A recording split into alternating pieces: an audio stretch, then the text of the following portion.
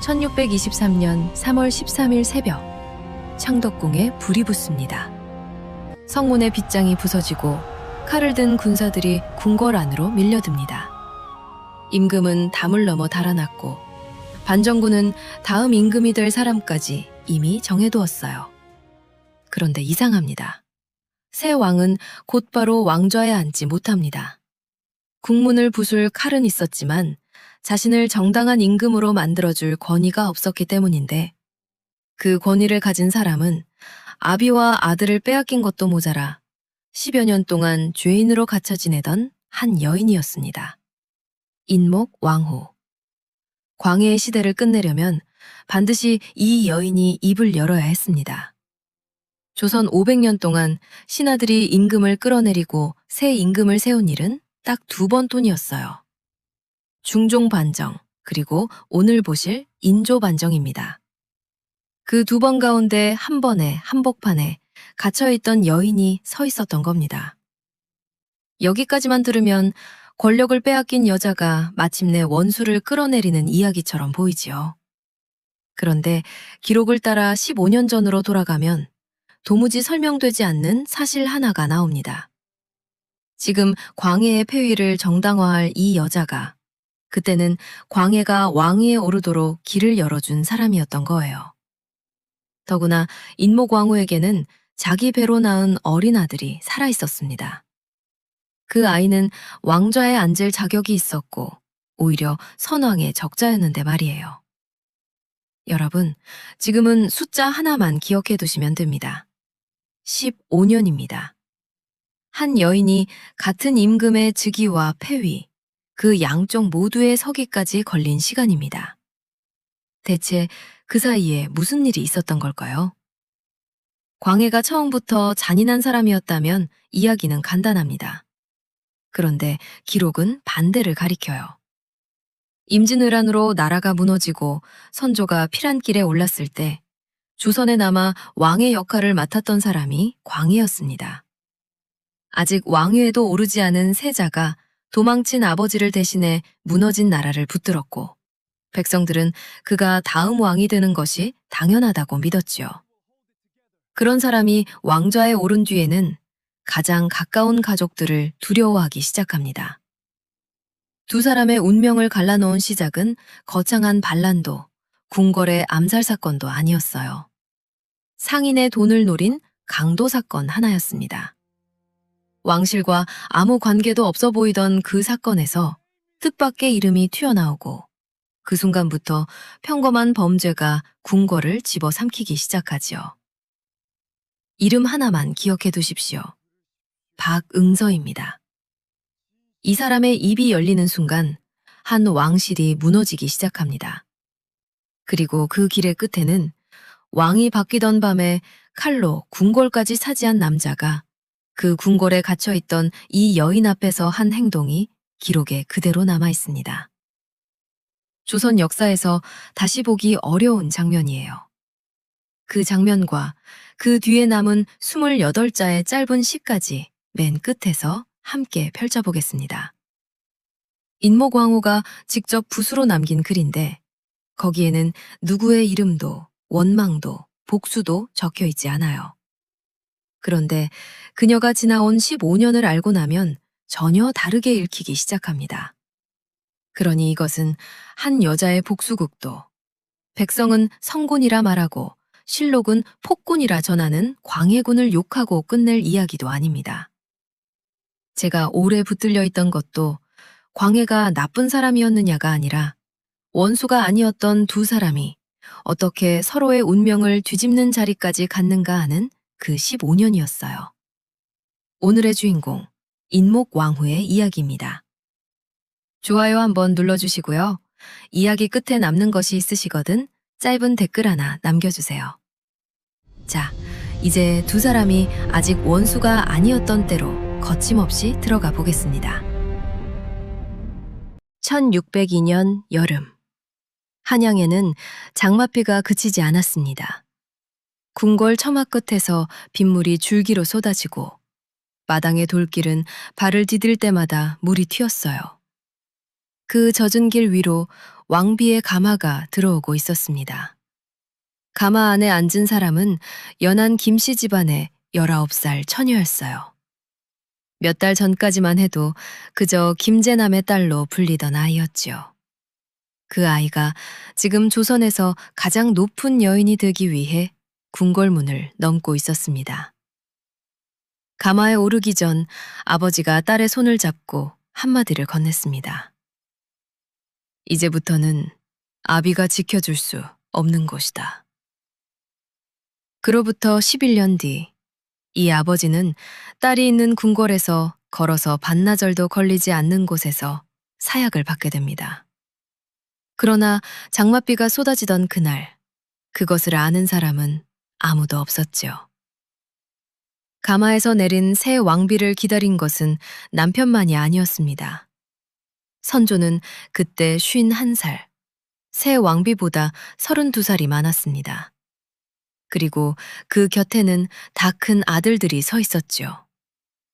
세자 광해는 28살, 새어머니보다 9살이 많았죠. 그런데도 왕실의 법도대로라면 세자는 중전에게 어머니의 예를 올려야 했습니다. 9살 아래 처녀 앞에서 30을 바라보는 사내가 절을 해야 했던 겁니다. 광해가 몸을 굽혔습니다. 중전마마께 문호 여쭙니다. 인목왕후도 정해진 대로 답했고 두 사람 사이에 오간 말은 그것이 전부였어요. 서로 궁금한 것을 물을 사이도 아니었고 물어서도 안 되는 사이였으니까요. 훗날 한 사람은 담장 안에 갇히고 다른 한 사람은 그 여인의 이름으로 왕좌에서 끌려 내려오게 됩니다. 그런데 시작은 이렇게 조용했어요.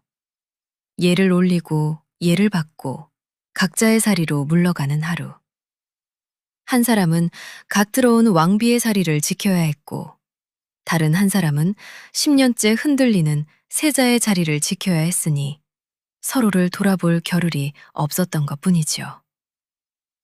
이듬해 봄, 젊은 왕비의 처소에서 아이 울음소리가 들렸습니다. 정명공주였어요. 그리고 새해가 더 흐른 1606년, 이번에는 사내아이가 태어났습니다. 영창대군이었습니다. 선조가 왕비의 몸에서 처음 얻은 아들이었어요. 14이나 되는 아들 가운데 왕비가 낳은 아들은 이 아이 하나뿐이었습니다. 55세 임금은 이 늦둥이를 끔찍이 아꼈죠. 산실에서 아기를 받아 안은 젊은 어머니는 아이의 얼굴을 한참 들여다보다가 이렇게 말했다고 해도 이상하지 않을 겁니다. 참 곱기도 하지. 아무 근심 없이 자라거라. 어머니가 자식에게 바라는 것이야 그것뿐이었을 테니까요. 품에 놓인 아기는 배가 고프면 울고 누이가 손을 내밀면 움켜줄 뿐 제 이름에 붙은 적자라는 두 글자를 알 리 없었지요. 정명공주는 3살 터울 동생 곁을 떠나지 않았고 젊은 어머니는 두 아이를 품에 두었습니다. 인목왕후의 일생에서 가장 평온했던 시절이 바로 이때였어요. 2년이 채 안 되는 시간이었죠. 그런데 궁궐에서는 아이가 태어나는 순간 어른들의 욕망도 함께 자랍니다. 임금이 늦둥이를 안고 웃는 그 자리에 세자 광해도 서 있었습니다. 아버지가 자기를 볼 때와 갓난 동생을 볼 때의 눈빛이 어떻게 다른지 그 자리에서 가장 먼저 알아차린 사람이 광희였을 겁니다. 누군가는 갓난아이의 얼굴에서 늙은 임금의 늦둥이를 보았고 누군가는 왕비가 낳은 적자를 보았으며 또 누군가는 세자를 밀어낼 수 있는 새 이름을 보았어요. 영창은 아직 말도 못했습니다. 그런데 사람들은 벌써 그 아이를 두고 왕위를 이야기하기 시작했지요. 그렇다면 이 갓난아이 하나 때문에 자리가 흔들리게 된 광희는 아무것도 해놓은 것이 없는 세자였을까요? 아닙니다. 그것을 아시려면 시간을 딱 10년만 거슬러 올라가야 합니다. 광해가 궁궐이 아니라 전쟁터에서 제 이름을 얻던 때로 말이지요. 1592년입니다. 그해 4월, 왜군이 부산 앞바다를 새까맣게 덮었고 20날 만에 한양이 떨어졌습니다. 관군은 무너지고 수령글은 인장을 내던진 채 달아났으며 길 위에는 집을 버린 백성들이 끝없이 이어졌어요. 그런데 그 백성들보다 먼저 한양을 떠난 사람이 있었어요. 임금이었습니다.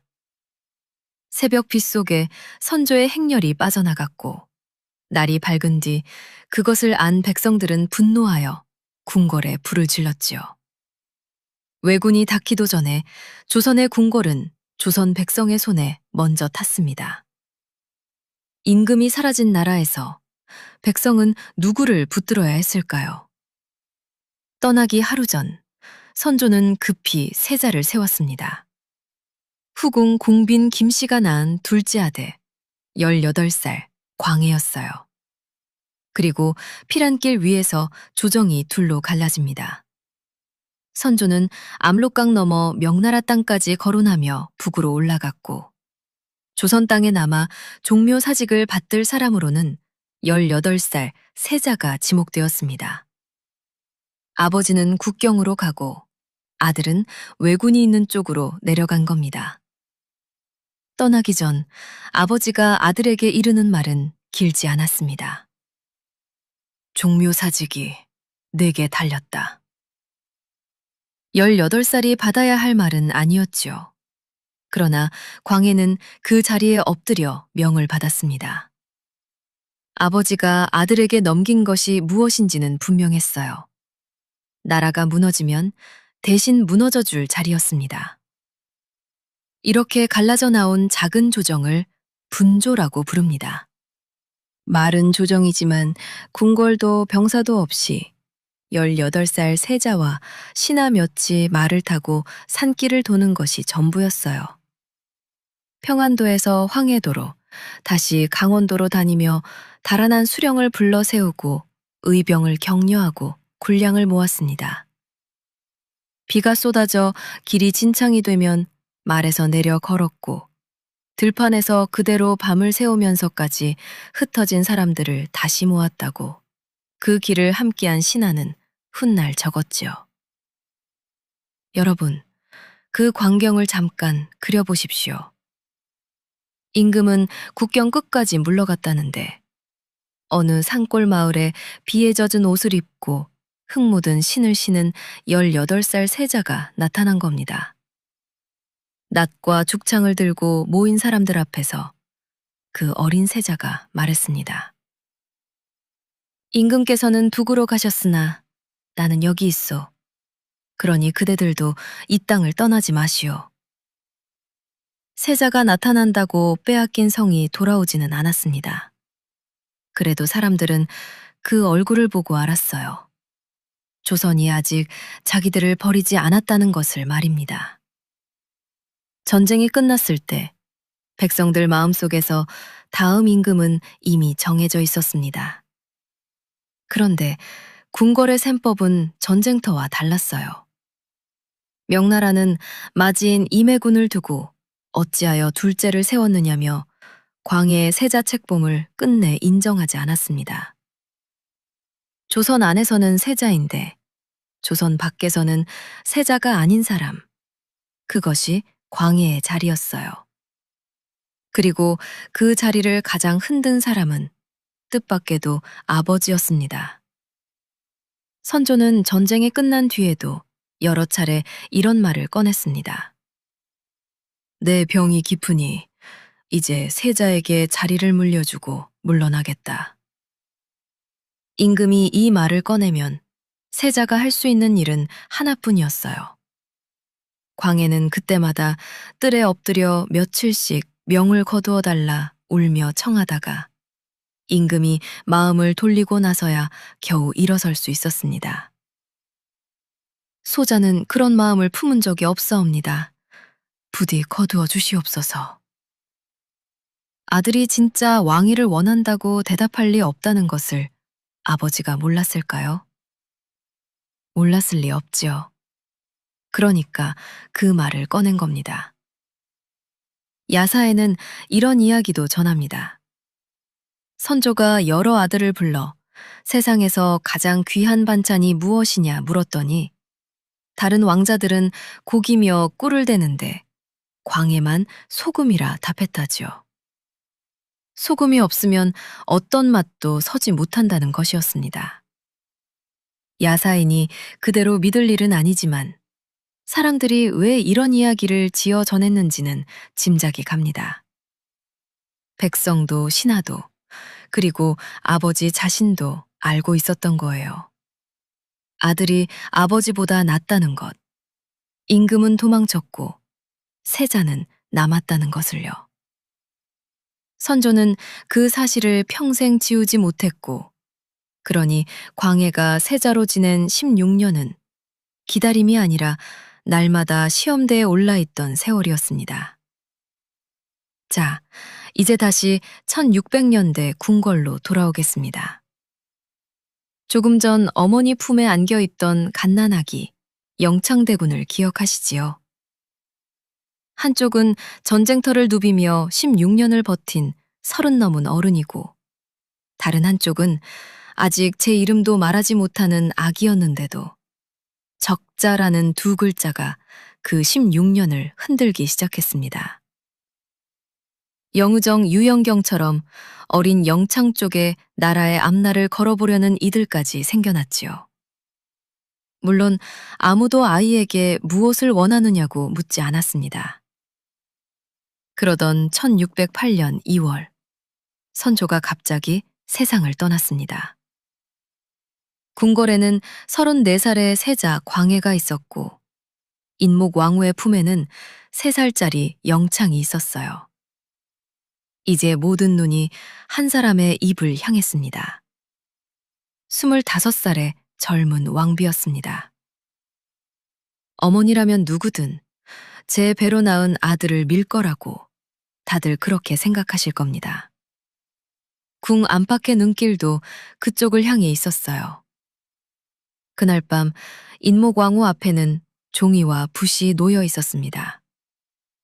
한쪽을 택하면 자기 아들이 조선의 임금이 되고, 다른 쪽을 택하면 아들은 그저 임금의 어린 동생으로 남습니다. 궁궐에 들어온 지 6해밖에 되지 않은 25살 왕비가 그 밤에 나라의 임금을 정해야 했던 겁니다. 곁을 지키던 상궁에게 왕비가 물었지요. 대군이 몇 살이더냐? 3살이었어요. 그 3살짜리를 왕좌에 앉히면 나라를 대신 다스릴 사람은 자기 자신인데, 정작 그 자신에게는 궁궐에서 기댈 힘이 없었습니다. 전쟁을 치르고 16년을 버틴 34살 세자와 그를 따르는 신하와 백성들을 무엇으로 막는단 말입니까? 인목왕후는 붓을 들었지요. 내려온 교지는 한문이 아니었어요. 궁중 여인들이 쓰던 우리 글, 언문으로 적혀 있었습니다. 담긴 뜻은 이것이었지요. 자기가 낳은 어린 영창이 아니라 광해가 선조의 뒤를 이어야 한다. 나라를 위한 길이라 여겼는지, 그래야 어린 아들이 산다고 보았는지, 그 속마음까지는 어디에도 남아있지 않습니다. 다만 결과는 남았어요. 자기 아들이 임금이 될 수도 있었던 그 순간에 인목왕후는 아이를 왕좌 앞으로 밀어내지 않았습니다. 광해에게는 이미 전쟁의 공과 16년의 세자 경력, 그를 따르는 신하와 백성이 있었으니 인목왕후 혼자 광해를 왕으로 만들었다고 말할 수는 없겠지요. 그러나 적자를 낳은 왕비가 그 계승을 인정하면서 마지막 문이 열렸습니다. 영상 표지에 걸어둔 내가 왕을 세웠고 라는 말은 바로 이 선택을 가리킵니다. 이제 광해는 임금이 되었고 임모광우는 25세 대비가 되었으며 3살 영창은 새 임금의 동생으로 궁에 남았어요. 모든 것이 제자리를 찾은 듯 보였습니다. 적어도 그날까지는요. 하지만 왕좌에 앉는다고 두려움까지 발 아래 엎드리는 것은 아닙니다. 광해가 임금이 되어 가장 먼저 돌아본 사람은 3살짜리 동생이 아니었어요. 피란길에 오르던 날부터 늘 자기보다 앞자리에 있던 사람, 친형 임해군이었습니다. 임해군은 광해보다 3살 위였고 같은 어머니 공빈 김씨에게서 태어난 맏아들이었습니다. 차례로만 따진다면 왕위에 먼저 가까이 설 사람은 이 형이었어요. 그런데 성정이 거칠고 행실에 말이 많다는 이유로 세자가 되지 못했고 임진왜란 때는 함경도로 피란했다가 그 지역 사람들 손에 묶여 왜군에게 넘겨지는 치욕까지 겪었습니다. 동생은 전쟁터를 돌며 백성을 모았고 형은 포로가 되어 끌려다녔던 겁니다. 그런데도 명나라는 그 형이 살아있는 한 광해를 온전한 임금으로 인정하려 하지 않았어요.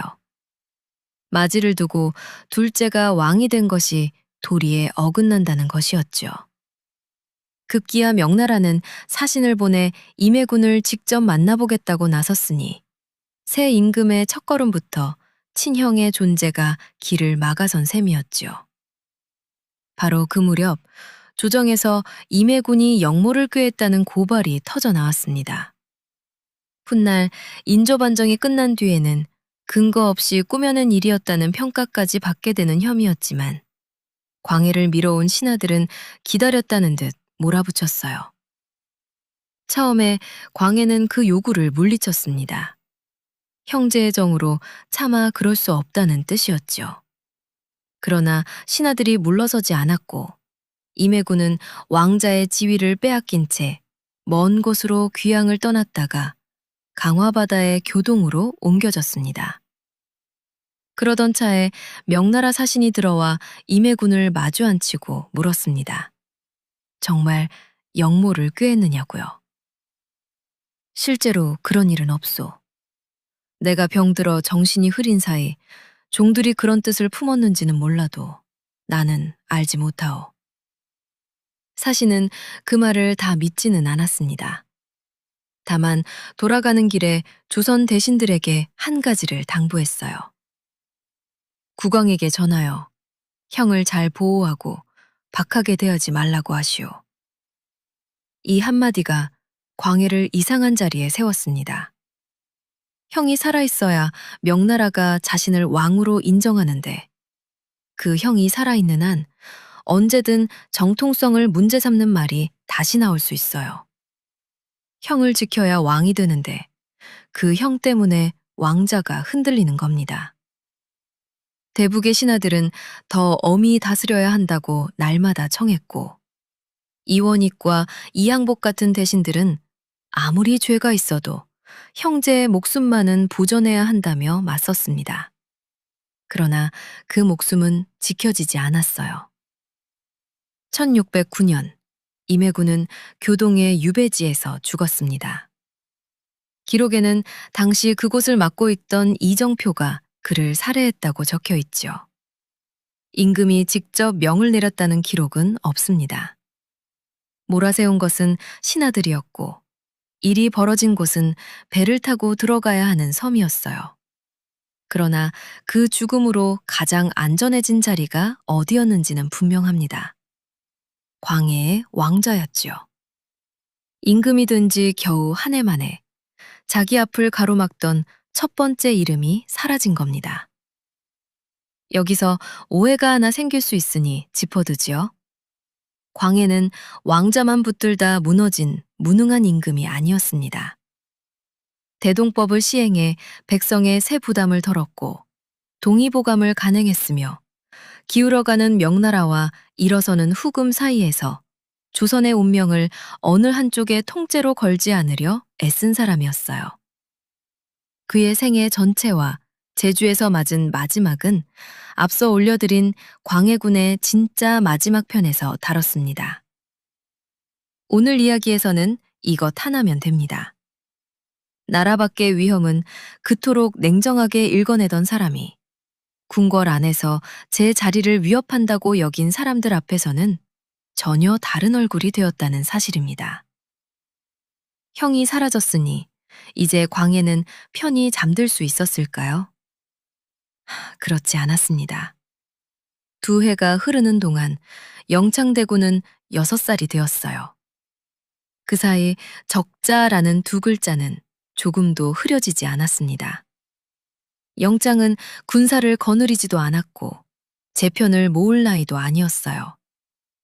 어머니 인목대비와 누이 정명공주에게는 그저 함께 지켜야 할 어린 가족이었죠.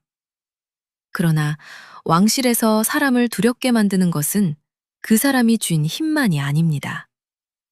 태어난 순서 하나, 어머니의 신분 하나가 수백 명의 욕망을 불러 모으기도 하니까요.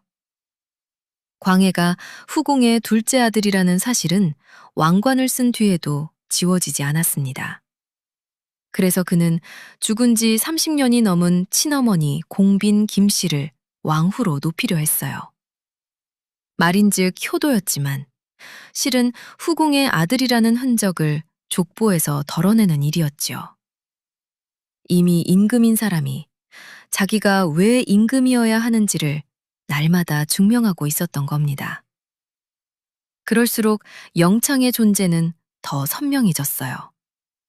그 아이는 아무것도 하지 않아도 왕비가 낳은 아들이었고 곁에는 외할아버지 김재남이 있었으며 선조가 세상을 떠나며 어린 아들을 부탁했다고 여겨지는 신하들, 이른바 유교 출신이라 불리는 사람들까지 남아 있었습니다.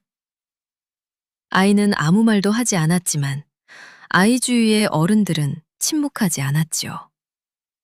그 시간을 대비전 쪽에서 보면 숨이 더 막힙니다. 문은 안에서 먼저 닫혔어요.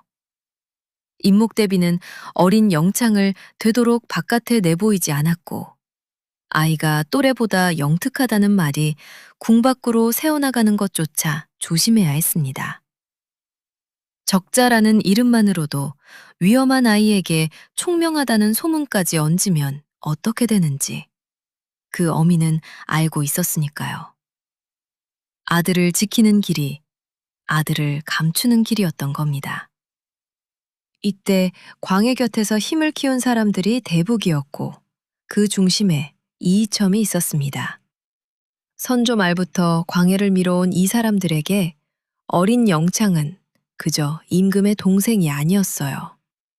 정권이 뒤집히는 날 자기들 목숨까지 함께 뒤집을 수 있는 이름이었으니 광해의 불안과 대북의 이해가 자연스럽게 같은 곳을 바라보기 시작한 겁니다. 이들이 임금 앞에서 되풀이한 말은 늘 비슷했습니다. 대구는 아직 어립니다. 그러나 어린 것이 오히려 무서운 법이지요. 그렇다고 광해가 어느 날 갑자기 영창을 없애라고 명한 것은 아닙니다. 아직 그 아이에게 물을 쬐도 칼을 꺼낼 명분도 없었으니까요. 겉으로 보면 아무 일도 없는 시간이 흘렀습니다. 다만 궁궐에서는 사람들이 서로의 눈빛을 살피고 조정에서는 누가 누구의 편인지 헤아리고 있었지요. 여기서 한 가지 여쭙지요. 여러분이 광해의 자리라면 어떠셨겠습니까? 전쟁터에서 16년을 버텨 겨우 앉은 그 자리를 흔드는 것이 아무 잘못도 없는 6살짜리 아이라면요. 이 물음에 광해가 어떻게 답했는지는 곧 보시게 됩니다. 그러던 1613년, 궁궐에서 한참 떨어진 길 위에서 사람이 죽었습니다. 왕실과는 아무 관계도 없어 보이는 강도 사건이었어요. 은을 나르던 상인의 돈을 노린 일이었지요. 붙잡힌 자들 가운데 한 사람이 입을 열기 전까지는 정말 그랬습니다. 그 입에서 영창대군의 이름이 나왔습니다. 그 이름이 왜 강도 사건에서 튀어나왔는지 알려면 붙잡힌 자들이 누구였는지부터 보아야 합니다. 평범한 도둑무리가 아니었어요. 영의정을 지낸 집, 감사를 지낸 집, 목사를 지낸 집, 조선에서 손꼽히는 명문가의 자식들이었습니다. 다만 모두 서자였죠. 글을 읽을 줄 알고 재주도 있었지만 서얼이라는 이유로 벼슬길은 처음부터 막혀있던 이들이 서로 어울려 시를 짓고 술을 마시며 스스로를 강변치로라 불렀습니다. 처음부터 칼을 들었던 것은 아니에요. 서얼도 능력이 있으면 벼슬에 나가게 해달라고 함께 상소를 올렸지만 조정은 거들떠보지 않았고 세상을 향한 울분은 차츰 거친 행동으로 변해갔습니다. 그러다 1613년 문경 세제에서 은을 나르던 상인을 습격한 겁니다. 사람을 죽이고 은 수백 냥을 빼앗았지요. 명백한 강도살인이었습니다. 그런데 죽은 상인의 하인 하나가 끝까지 뒤를 밟아 흔적을 찾아냈고 포도청에 알리면서 한 사람씩 붙잡히기 시작했습니다. 잡힌 사람들 가운데 박응서가 있었어요. 영의정을 지낸 박순의 서자였고 글로도 이름이 있던 사람이 이제 살인 강도의 죄로 죽음을 기다리는 처지가 된 겁니다. 처음 붙잡혔을 때 박응서는 매를 맞으면서도 은을 빼앗고 사람을 죽인 죄만 인정했고 영모라는 말은 한마디도 나오지 않았습니다. 그러다 소식 하나가 오간으로 들어옵니다. 병조와 형조의 관리들이 함께 모여 더 엄하게 국문하라는 명이 내려졌다는 것이었지요. 이제 죽는구나. 박응서는 그렇게 생각했을 테고요. 그러고 나서 그는 비밀리에 글을 한 통 올렸습니다. 신이 죽는 것은 마땅하오나 죽기 전에 아뢰지 않으면 안 될 일이 있사옵니다. 강도질은 돈이 탐나서 한 일이 아니라는 겁니다. 자기들은 영창대군을 왕으로 세우고 인목대비가 대신 나라를 다스리게 하려 했으며 세제에서 빼앗은 은은 거사자금이었다고 했어요. 더구나 그 뒤에는 영창대군의 외할아버지 김재남이 있다고 지목했습니다. 말 한마디에 사건의 성격이 뒤바뀌었습니다. 상인을 죽인 강도라면 포도청에서 끝날 일이었어요. 그런데 임금을 바꾸려 했다는 말이 붙는 순간 조선의 형벌 가운데 가장 무서운 영모가 됩니다. 강도 한 사람의 입에서 나온 이름 때문에 대비의 아버지와 8살 왕자, 그들과 말을 섞은 신하들까지 한꺼번에 의심을 받기 시작한 겁니다. 그런데 이 고변에는 이상한 점이 있었어요. 죽음을 피할 길이 없던 사람이 고변 뒤 혼자 살아남았고 함께 붙잡힌 이들은 모두 처형되었습니다. 훗날 기록들은 이이첨쪽 사람들과 포도대장이 박응서를 꿰어 거짓 자백을 하게 했다고 적었지요. 목숨을 살려주는 대신 광해의 자리를 위협할 이름들을 끌어대게 했다는 겁니다. 그러니 이 옥사를 이이첨 한 사람의 계략으로만 돌릴 수는 없어요. 광해가 직접 국문에 나섰기 때문입니다. 박응서의 말에서 시작된 수사는 멈추지 않았어요. 붙잡혀온 사람이 고문을 못 견디고 다른 이름을 대면 그 이름을 확인한다며 또 사람이 끌려왔고 압슬령까지 동원되었으며 매를 견디지 못해 옥중에서 숨지는 사람이 잇따랐습니다. 죄를 찾아 사람을 잡은 것이 아니라 잡아온 사람에게서 다음 죄를 만들어내는 수사였지요. 모든 칼을 광해가 직접 휘두른 것은 아니었습니다. 그러나 그 칼이 제자리를 지키려 움직이고 있다는 사실을 모르는 임금도 아니었어요. 그 증거가 박응서의 마지막입니다. 몇 달 뒤인 그해 11월, 국문을 맡은 관리들마저 박응서를 죽여야 한다고 청했습니다. 강도살인을 저지르고 엄한 국문이 닥치자 뒤늦게 영모를 고변한 자를 나라를 구하려 자수한 사람으로 볼 수 없다는 것이었지요. 그런데 광해는 그 청을 받아들이지 않았습니다. 영모를 아는 자가 스스로 고하게 하려면 목숨을 살려주고 상을 내려야 한다는 이유였어요. 공범들은 모두 처벌받았지만 왕실의 영모를 고변한 박응서만은 살아남았지요. 이 고변으로 누가 무엇을 얻었는지 이보다 분명한 답은 없을 겁니다. 자, 다시 옥사가 번져가던 그해 봄으로 돌아오겠습니다. 이제 강보 사건은 조정에서 완전히 자취를 감췄습니다. 남은 것은 영창대군을 왕으로 세우려 했다는 영모뿐이었어요. 신하들은 날마다 광해 앞에 엎드려 두 사람을 처벌하라고 외쳤습니다. 한 사람은 영창의 외할아버지 김제남, 다른 한 사람은 8살밖에 되지 않은 영창대군이었죠. 김제남은 임목대비의 아버지였습니다. 1602년 장맛빛 속에서 딸을 왕비로 들여보낸 바로 그 사람이지요. 딸이 왕비가 되면서 임금의 장인이 되었고 손자 영창이 태어나면서 적자의 외할아버지가 되었습니다. 한때는 집안의 가장 큰 영광이었을 그 자리가 이제는 영모의 우두머리라는 이름이 되어 돌아온 겁니다.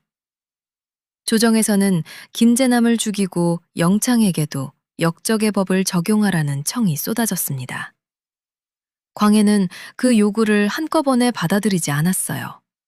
신하들이 보름 가까이 영창을 처단하라고 몰아붙였지만 끝내 허락하지 않았습니다. 어린 동생만은 죽이지 않겠다는 마지막 망설임이었을 수도 있고 대비와 백성의 눈이 있으니 곧바로 칼을 내리지 못한 것일 수도 있어요. 다만 이것 하나는 말할 수 있습니다. 광해가 처음부터 영창의 죽음을 명하고 한달음에 밀어붙인 것은 아니었다는 점이지요. 문제는 그 망설임이 아이를 지키는 결정으로 이어지지 않았다는 데 있습니다. 신하들은 한 번 물러났다가 이튿날 다시 들어왔어요. 왕을 감시하고 비판하던 삼사가 물러나면 종친이 나섰고 대신들이 물러나면 또 다른 상소가 올라왔습니다. 날마다 궁궐 뜰을 채운 말은 같았지요. 왕법을 굽혀서는 아니되옵니다. 종묘사직을 위하시거든 사사로운 정을 끊으소서. 그러는 사이 광해는 이상한 명을 하나 내립니다. 200년 전 왕자의 난에서 어린 이방석이 어떻게 처리되었는지 실록을 찾아 아르라는 것이었는데 살릴 방도를 찾는 사람이 그런 것을 뒤지지는 않지요. 임금의 명령은 이미 서로 반대편을 향하고 있었던 겁니다. 그리고 김제남의 차례가 왔습니다. 광해가 내린 전교는 이것이었어요. 내가 차마 형신을 가하며 국문하지는 못하겠다. 사사하라. 매질은 차마 못하겠다는 망설임과 사약을 내리라는 죽음의 명령이 한 문장 안에 나란히 있었습니다. 광해라는 사람을 이해하기 어려운 이유가 바로 이런 데 있지요. 그는 망설이면서도 멈추지 않았고 차마 못하겠다고 말하면서 돌아올 수 없는 명을 내렸습니다. 1613년 6월 1일 김제남은 서소문 밖에서 사약을 받고 생을 마쳤어요. 11년 전 장맛빛 속에서 딸의 손을 놓았던 아버지가 딸이 있는 궁궐에서 걸어서 반나절도 안 되는 자리에서 눈을 감은 겁니다. 그런데 그 죽음이 궁궐 안으로 들어간 방식이 기록에 남아 있습니다. 임목대비는 아버지가 죽고 사흘이 지나서야 그 소식을 들었습니다. 부고를 받아든 대비가 처음 물은 말은 통곡이 아니었어요. 언제냐? 사흘 되었습니다. 어찌하여 이제야 내게 알리느냐? 돌아온 대답은 없었습니다. 조선에서 가장 높은 여인인데 제 아버지가 죽었다는 것을 사흘 동안 몰랐어요. 알려주는 사람이 하나도 없었던 겁니다. 그것이 그때 데뷔전의 자리였죠. 김재남이 죽기 이틀 전, 영창에게서는 이미 왕자의 지위가 벗겨져 있었습니다. 대군이 아니라 그저 이름 이유이로 불리는 서인이 되었어요. 신하들은 거기서 멈추지 않고 죽여야 한다 청했지만 광해는 받아들이지 않았고 대신 아이를 궁 밖으로 내보내기로 했습니다. 우리가 역사책에서 개축 옥사라고 부르는 사건이 바로 이것입니다. 은강도 사건 하나가 고변을 타고 왕실 전체를 삼키기까지 여러분이 방금 지나오신 그 길이지요.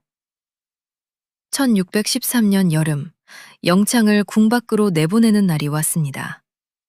실록에는 그날 임목대비가 아들을 부둥켜 안고 차마 놓지 못했다고 적혀 있어요.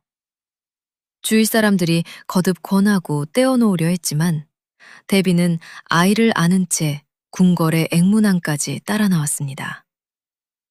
8살이었어요. 아이는 어머니가 왜 이러는지 몰랐을 겁니다. 사람들이 왕명이 급하다고 재촉하자 대비는 아이를 안은 팔을 풀지 못한 채 말했습니다. 잠시만 기다려라. 아이 옷깃이라도 바로잡게 해다오. 떨리는 손으로 옷을 여며주고 마지막으로 아이의 얼굴을 들여다보았습니다. 그리고 어머니가 그 자리에서 할 수 있는 말은 하나뿐이었을 거예요. 곧 데리러 가마. 지키지 못할 약속이었습니다. 그 광경을 지켜보던 호위 군사들조차 엎드린 채 일어나지 못하고 눈물을 흘렸다고 하지요. 그로부터 시간이 흘러 8월 2일, 영창은 강화도에 위리안치 되었습니다. 집 둘레에 가시 울타리를 치고 문을 걸어 잠가 바깥과 끊어놓는 유배였어요. 왕자의 옷과 이름을 빼앗긴 데 이어 어머니에게 돌아갈 길까지 막힌 겁니다. 그날 임목대비는 아들이 유배를 떠나는 줄로만 알았지요. 강화도의 문이 영창 뒤에서 닫혔습니다. 계절이 한 번 바뀌었습니다.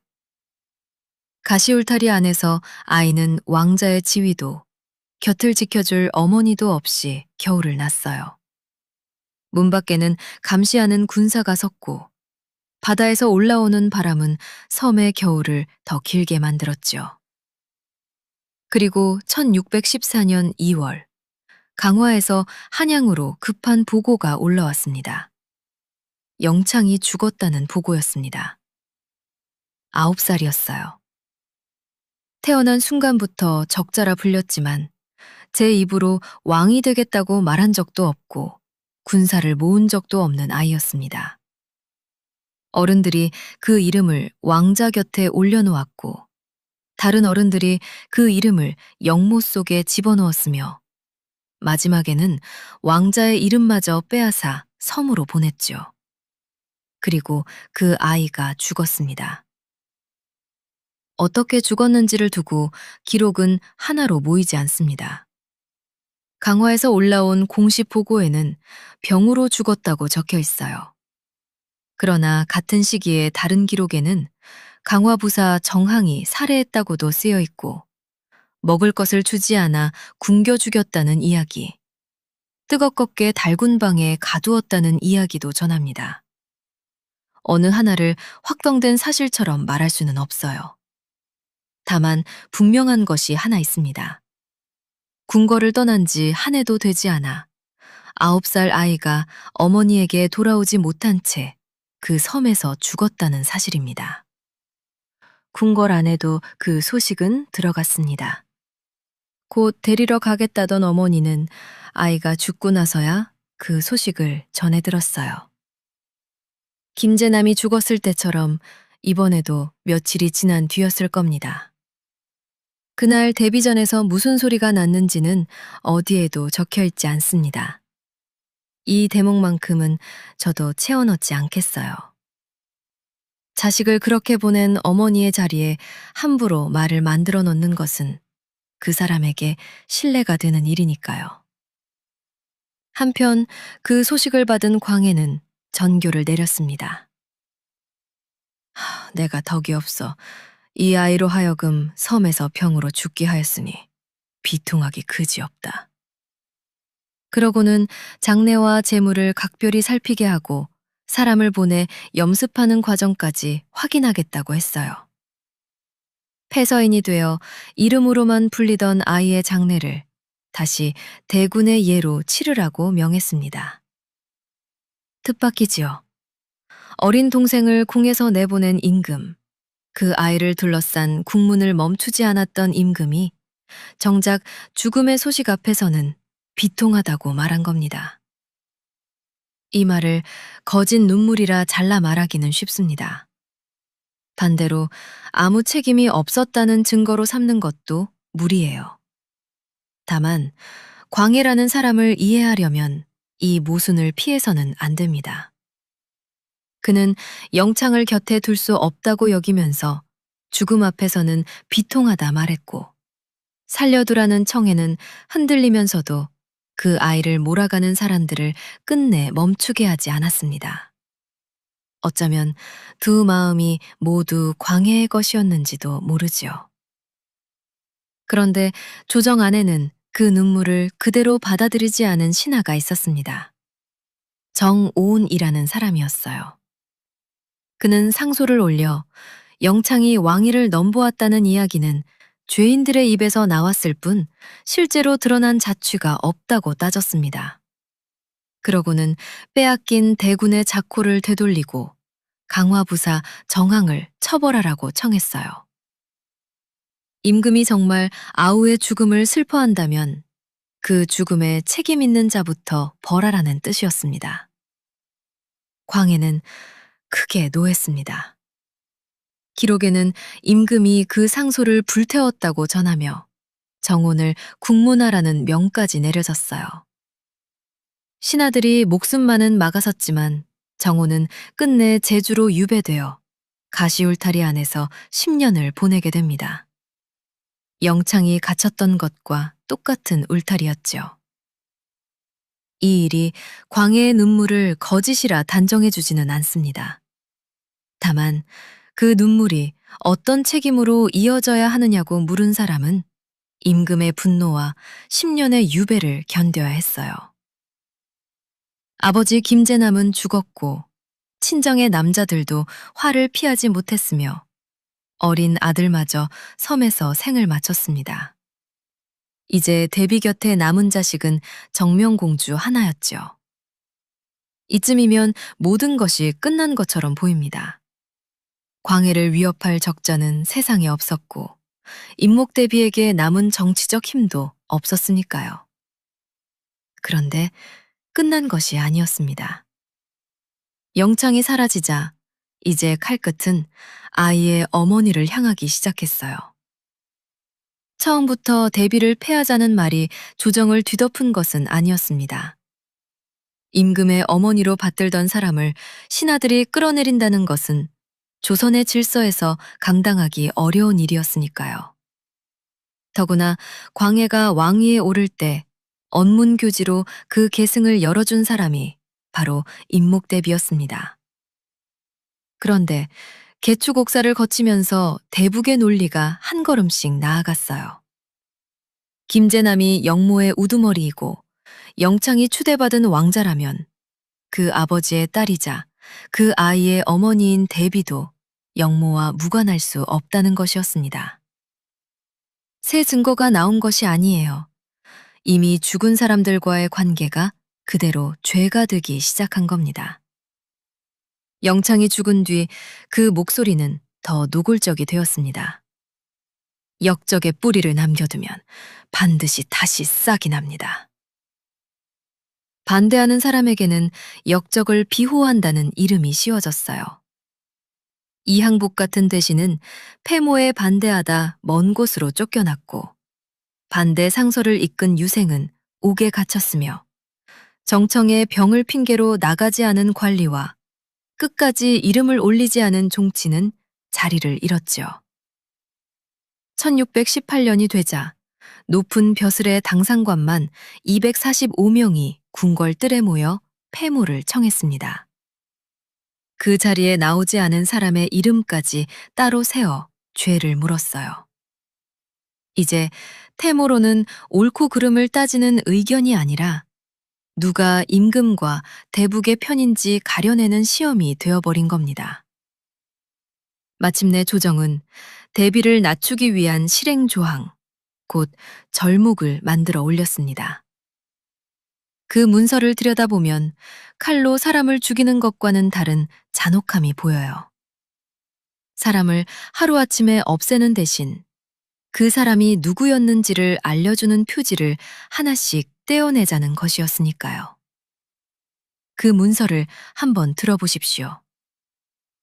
나라에서 올린 존호를 지울 것, 왕실의 권위를 상징하던 옥책과 옥보, 명령을 증명하는 표신을 거둘 것, 밖으로 나갈 때 쓰던 가마와 의장을 거두고 신하들이 찾아와 올리던 문안과 의례를 없앨 것, 대비전에서 일하던 관청과 내관, 나인을 물리고 각지에서 올라오던 음식은 후궁의 예로 낮출 것, 정명공주의 대우 또한 공주가 아니라 옹주의 예에 맞출 것, 그리고 마지막 조항이 이것이었죠. 궁궐담을 더 높이 쌓고 파수대를 세워 무사들이 지키게 할 것. 명령을 내릴 표식도, 밖으로 나갈 가마도, 찾아와 머리를 숙일 사람도 없게 만든 다음 문까지 걸어 잠그자는 것이었죠. 심지어 대비라는 두 글자마저 없애자고 했습니다. 그 명들이 하나씩 담장 안으로 들어올 때 임목대비가 남겼다고 해도 이상하지 않을 말이 있습니다. 가져가라. 가마도 가져가고 사람도 가져가라. 그러나 내가 누구였는지까지 가져갈 수는 없을 것이다. 그런데 조정은 정말로 그것까지 가져가려 했어요. 그때부터 사람들은 그 여인을 이름으로도 호칭으로도 부르지 않았습니다. 그저 머무는 장소를 가리켜 서궁이라 불렀죠. 사람을 궁궐 이름으로 바꾸어 부른 겁니다. 이것이 조정이 청한 태무의 모습이었습니다. 한 여인이 슬퍼했다는 말로는 다 담기지 않는 일이지요. 아버지를 빼앗고 아들을 빼앗은 다음 이번에는 왕비였고 대비였던 사람의 이름과 예법과 사람과 길을 차례로 지운 겁니다. 여기서 사실의 경계를 하나 그어두겠습니다. 광해가 이 절목의 모든 조항을 그대로 시행한 것은 아니에요. 신하들이 더 낮추고 더 끊어야 한다고 청했을 때 받아들이지 않은 기록도 남아 있습니다. 그러나 가장 중요한 선은 이미 넘어가 있었어요. 임목대비는 공식적으로 폐위되었고 정명공주와 함께 경운궁에 갇힌 채 바깥으로 이어지던 길을 잃어갔습니다. 궁궐 밖에서는 대비를 더 벌하라는 상소와 반대자를 잡아들이라는 말이 끊이지 않았어요. 이상할 만큼 많은 말이 오갔습니다. 그러나 이제부터 서궁 안에서는 말이 거의 들리지 않습니다.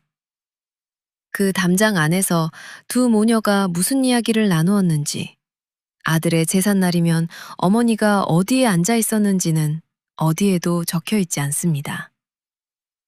담 너머로 궁궐의 종소리가 넘어왔을 것이고, 계절이 바뀌면 담장 밑에도 풀이 돋았겠지요.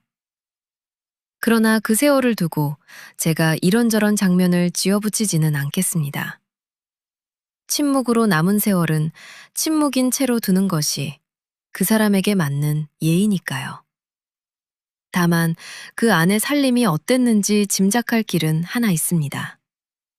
서궁에 나인이 남긴 것으로 전하는 개축일기라는 기록이에요. 그 글에는 반찬이 끊기고 땔감이 모자라던 살림, 바깥과 끊긴 채 흘러가던 절기들이 적혀 있습니다. 갇힌 쪽에서 남긴 글이라 그대로 다 믿을 수는 없지만 적어도 그 담장 안의 겨울이 따뜻하지 않았다는 것만은 분명하지요. 그런데 그 침묵이 한 가지 사실을 증명하고 있었습니다. 광해의 조정은 임목왕후에게서 대비라는 이름을 거두었고 사람들의 발길을 끊었고 담장을 높이 쌓아 가두었습니다. 그런데 그 존재까지 없애지는 못했어요. 궁궐 밖 사람들은 여전히 알고 있었어요. 광해의 즉위를 열어주었던 선조의 왕비가 지금 저 담장 안에 갇혀 있다는 것을 말입니다. 그리고 바로 여기서 형세가 뒤집힙니다. 광해가 제 자리를 지키려고 임목왕후를 지워갈수록 그 여인을 가둔 담장은 오히려 광해의 잘못을 가리키는 증거가 되어갔어요. 폐모에 반대하다 쫓겨난 신하에게도, 대북의 독주에 밀려난 사람에게도, 광해에게 가족을 잃은 왕실 친족에게도 서궁은 더 이상 한 여인이 갇힌 장소가 아니었습니다. 잘못된 임금을 끌어내릴 명분이 저 안에 살아있었던 겁니다. 물론 임목왕후가 몰래 사람을 보내 반정을 꾸몄다는 말은 아닙니다. 실제로 거사를 준비한 이들은 능양군과 서인의 무신, 문신들이었어요. 그러나 그들에게 군사와 칼이 있다 해도 광해를 끌어내린 뒤 새 임금을 정당한 임금으로 세울 권위까지 저절로 생기는 것은 아니었습니다. 왕을 바꾸는 일은 국문을 부수는 것만으로 끝나지 않으니까요. 그 권위는 서궁 안에 있었습니다. 1623년 3월, 마침내 도성 안에서 은밀한 움직임이 시작됩니다. 광해의 이복 조카 능양군을 중심으로 모인 사람들이 군사를 일으킬 준비를 마치온 것이었어요. 능양군의 아우 능창군도 영모에 연루되어 목숨을 잃었고 아버지는 그 충격 속에서 세상을 떠났습니다. 임목왕후만큼은 아니더라도 그에게도 광해의 시대는 가족을 잃은 시간이었죠. 자, 이제 숫자 하나만 기억해 두십시오. 36입니다. 지금은 무엇을 센 숫자인지 말씀드리지 않겠습니다. 다만 서궁에서 말없이 견딘 그 세월이 끝나는 날, 임목왕후의 이름으로 내려간 교서가 훗날 이 숫자로 불리게 됩니다. 1623년 3월 13일 새벽, 약 1,400명의 군사가 도성 북쪽 창의문으로 밀려들었습니다. 성문의 빗장이 부서지고 북소리가 어둠을 흔들었으며 반정군은 그대로 창덕궁을 향했어요. 궁성을 지켜야 할 훈련도감 군사들마저 움직이지 않자 왕을 호위할 병력은 흩어졌고 광해는 후원 쪽 문을 통해 달아났습니다. 군사들은 횃불을 들고 침전으로 몰려갔습니다. 사람을 찾던 둘끼리 발에 옮겨 붙으면서 여러 장각이 타올랐고 궁궐은 순식간에 반정군의 손에 들어갔어요. 15년을 지키려던 자질을 두고 임금은 담을 넘어 달아났습니다. 의관의 집에 숨어 그 집 주인이 상중에 쓰던 흰 관을 눌러쓰고 있다가 발각되어 다시 궁궐로 끌려왔지요. 왕자를 지키려고 그 많은 사람을 지웠던 사람이 마지막에는 남의 상복 관 하나로 제 얼굴을 지우려 했던 겁니다. 이제 능양군의 앞을 막을 군사는 없었습니다. 인정전에 자리를 잡자 날이 밝기도 전에 신하들이 모여들었고 사람들은 능양군 앞에서 절하기 시작했어요. 반정은 성공한 듯 보였지요. 그런데 능양군은 아직 왕이 아니었습니다. 그가 차지한 것은 궁궐이었고 붙잡은 사람은 광해였으며 손에 쥔 것은 군사들의 칼이었습니다. 그러나 조선의 왕통을 이어받았다고 선언해줄 사람은 따로 있었어요. 반정군이 밤새 넘지 못한 마지막 문이 서궁에 남아있었습니다. 능양군은 먼저 김자점과 이시방을 보내 반정의 뜻을 알리게 했습니다. 하지만 임목왕후는 곧바로 문을 열어주지 않았어요. 10년 동안 갇혀 지내는 동안 문 안 오는 사람 하나 없었는데 너희는 누구이기에 이 밤중에 승지와 사관도 없이 직접 아뢰느냐. 그동안 서궁을 찾지 않던 사람들이 왕이 바뀌는 밤이 되자 갑자기 몰려온 겁니다. 그 말을 어떻게 고지곳대로 믿겠습니까? 능양군이 대신과 승지들을 보내 의장을 갖추고 모셔오게 했지만 임목왕후는 거듭 응하지 않았고 결국 왕이 되려는 남자가 직접 움직여야 했습니다. 능양군은 왕이 탈 가마와 의장을 모두 물리고 말만 타고 경운궁으로 향했어요. 승리자의 행차가 아니라 아직 허락을 받지 못한 왕실의 한 사람이 서궁을 찾아가는 길이었습니다. 경운궁에 이르자 능양군은 말에서 내렸습니다. 그 뒤부터는 걸었어요. 서청문 밖으로 들어선 그는 인목왕후가 있는 곳을 향해 2번 절한 뒤 엎드려 통곡했습니다. 칼을 든 군사들과 신하들도 그 모습을 보고 함께 울었지요. 문 안쪽에서 인목왕후의 대답이 들려왔습니다. 능양군은 왕실의 맏계통인 종자이니 들어와 대통을 잇는 것이 마땅하다. 이처럼 큰 일을 이루었는데 무슨 죄를 청한다는 말인가. 이 말이 떨어졌다고 곧바로 모든 일이 끝난 것은 아니었습니다. 인목왕후는 처음에는 국보와 명령에 쓰는 표식을 가져오라고 했어요. 대신이 정전에서 예를 갖춰 전해야 한다며 만류하자 다시 재촉했지만 정작 국보가 들어온 뒤에는 오랫동안 다음 명을 내리지 않았습니다. 능양군은 땅에 엎드려 기다리다가 밤이 깊자 차라리 집으로 물러가 죄를 기다리겠다고 했고 신하들이 달라붙어 말렸지요. 궁궐을 빼앗는 데는 한밤이면 충분했지만 왕이 되는 데에는 한 여인의 최종 허락이 필요했던 겁니다. 조금 뒤 인목왕후는 능양군을 안으로 들였습니다. 그곳에는 이미 선조의 빈자리를 상징하는 좌석이 마련되어 있었어요. 능양군이 그 앞에서 다시 절하고 울자 인목왕후가 말했습니다. 통곡하지 마시오. 종사의 큰 경사인데 어찌 통곡하시오.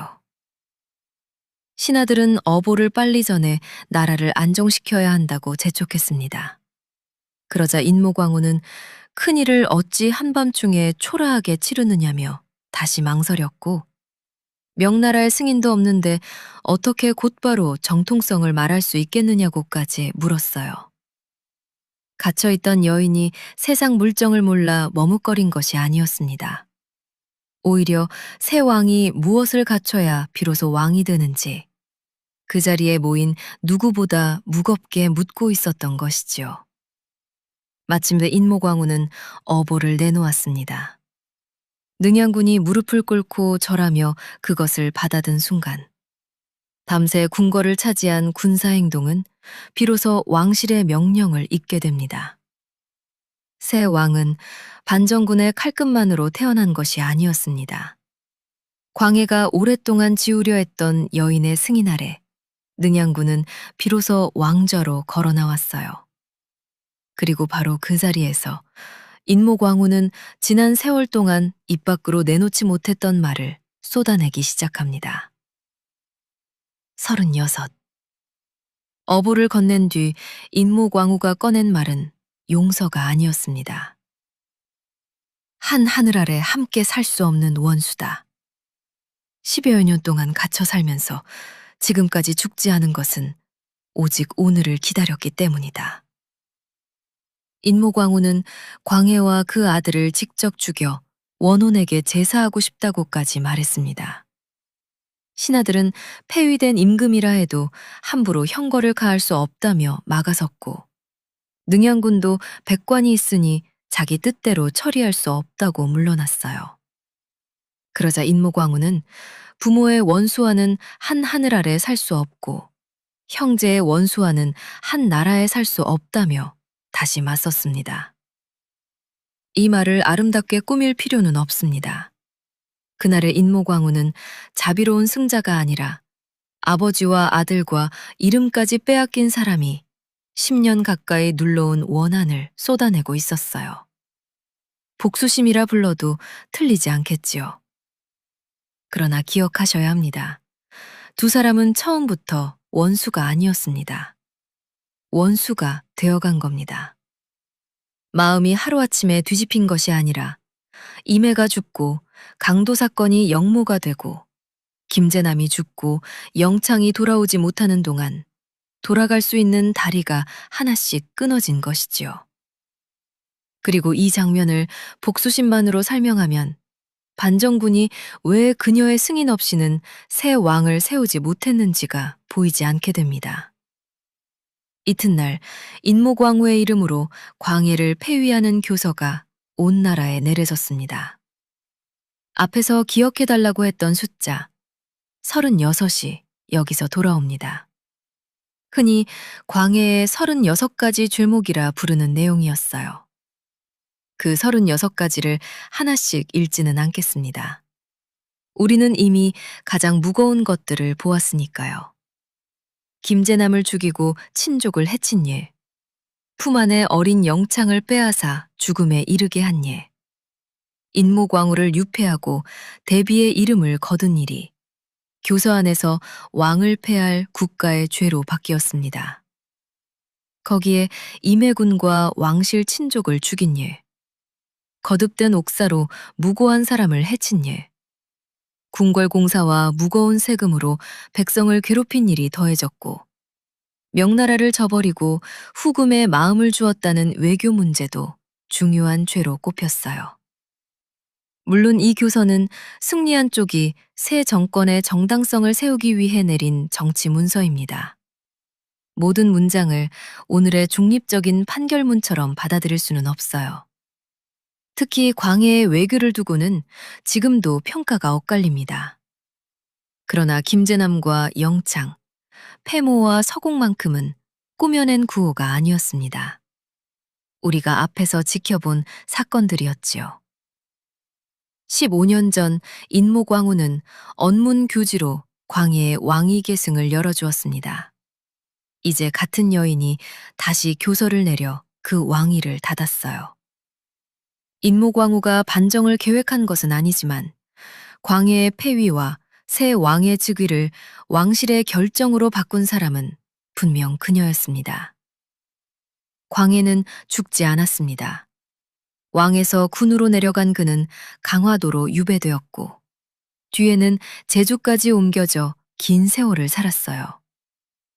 패비 유씨와 아들은 폐위된 지 몇 달 만에 유배지에서 세상을 떠났지만 광해 자신은 인목왕후보다 9회를 더 살아 1641년 제주에서 생을 마쳤습니다. 전란 속에서는 나라를 지킨 세자였지만 왕좌 위에서는 가족을 두려워한 왕이었습니다. 무능해서 무너진 왕도 아니었고 모든 죄를 신하에게 떠넘길 수 있는 왕도 아니었어요. 인모광우는 다시 대왕대비가 되었습니다. 제주에 유배되어 술을 팔며 생계를 이어가던 어머니도 돌아왔고 정명공주는 공주의 이름을 되찾았고 그해 21살의 나이로 뒤늦은 혼례를 올렸어요. 빼앗겼던 자리와 이름은 돌아왔지만 죽은 아버지와 아들은 돌아오지 않았습니다. 그로부터 9해 뒤인 1632년 인모광우는 세상을 떠났습니다. 그리고 지금 우리에게는 그녀가 큰 글씨로 직접 남긴 28자의 칠언시 한 편이 전해져요. 늙은 소를 가엾게 여긴 시라 하여 민우시라 부르는 글인데 반정 뒤 인모광우가 죽은 아버지와 아들의 명복을 빌려고 다시 세운 절 안성 칠장사에 보물로 남아 있습니다. 늙은 소가 힘을 쓴 지 이미 여러 해. 목은 헐거고 가죽은 헤어져 잠자기만 좋아하네. 쟁기질과 썰애질은 이미 끝났고 봄비도 넉넉히 내렸는데 주인은 어찌하여 또다시 채찍을 드는가. 이 시가 쓰인 정확한 해는 적혀 있지 않지만 인조반정 직후인 1623년 무렵의 글로 여겨집니다. 임모광호가 늙은 소를 보며 자기 자신을 떠올렸는지, 죽은 가족을 생각했는지, 아니면 그저 지친 생명을 가엾게 여겼는지는 알 수 없어요. 그러니 대신 단정하지 않겠습니다.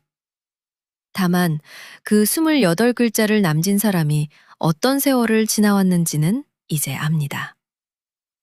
19살에 왕비가 되어 딸과 아들을 낳았고 자기 친아들이 살아있는데도 광해의 주기를 막지 않았으며 그 뒤 아버지와 아들을 잃고 대비라는 이름까지 빼앗겼습니다.